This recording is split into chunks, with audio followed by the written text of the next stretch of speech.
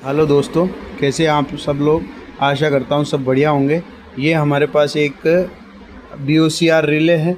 BOCR relay को panel में कैसे यूज़ करना है, इसकी आज हम आपको कंप्लीट जानकारी देंगे कि वास्तव में BOCR रिले की रिक्वायरमेंट क्यों रहती है। BOCR रिले एक इलेक्ट्रॉनिक सिटी ऑपरेटेड रिले है।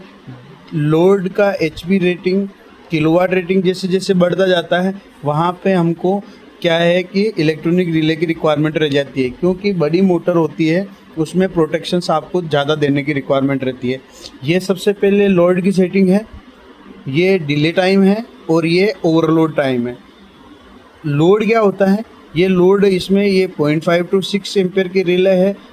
ये सिटी रेशो से मल्टीप्लाई करके आपको उतनी रेटिंग है, यानी कि मान लो 100 HP की मोटर है तो उसका मैक्सिमम लोड आपको 150 एम्प से ज़्यादा नहीं होता है। अगर आपकी रिले आपकी सिटी कोयल 200/5 की है तो आपका रेशो हो जाएगा 40, और अगर आपको 150 से बाहर नहीं निकालना है तो आपको 3 और 4 के बीच में आपको इस प्रॉप को घुमा के 3 और 4 के बीच में सेट कर देना है, तो वो आपकी सेंसिंग एक्यूरेसी आ जाएगी। और दूसरा तरीका क्या है, आप आपके क्लैंप को, ये जो सीटी के वायर इसमें से निकलेंगे, आप उस क्लैंप में 0 to 6 एम्प्स में सेट करके आप उसके सीटी का प्रेशर देख सकते हैं कि सीटी का प्रेशर वास्तव में कितना आ रहा है। कोई कम पढ़े लिखे भाई मेरे हैं, वो भी अगर इसको यूज़ करना चाहते हैं तो वो यूज़ कर सकते हैं। कैसे कर सकते हैं, आपको अपना क्लैंप लगाना है यहाँ पे। जैसे आप क्लैंप लगाएंगे, क्लैंप के अंदर सीटी का प्रेशर आ जाएगा कि उस सीटी के अंदर कितने एम्पियर चल रहे हैं। मान लो उस सीटी के अंदर कंप्लीट फुल लोड कैपेसिटी पे 2.5 एम्प्स चल रहे हैं, तो आपको इसको 2.5 एम्प्स यानी 2 और 3 के बीच में सेट कर देना।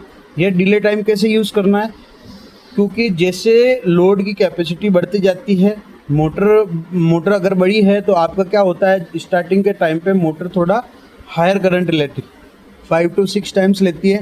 वो कितने सेकंड के लिए अगर रहता है, मान लो 4 सेकंड, 5 सेकंड, 8 सेकंड, कितने सेकंड के लिए अगर आपका लोड फुल कैपेसिटी से ज़्यादा करंट लेता है, उतनी आपको इसमें डिले की सेटिंग डालनी है। इसके नहीं तो क्या होगा, अगर डिले नहीं डालेंगे तो आप क्या होगा, जैसे ही स्टार्ट करोगे ये 0 पे रहेगा या 1 पे रहेगा, तो क्या होगा, लोड की वैल्यू बढ़ी हुई रहेगी, क्योंकि आपने ऑलरेडी इस पर एम्स सेट कर दिए हैं, तो डिले उसमें देना ही पड़ेगा अपने को। डिले देंगे तो क्या होगा कि ये रिले को वर्किंग करने के लिए उस पर्टिकुलर डिले सेकंड के लिए रोक देगा।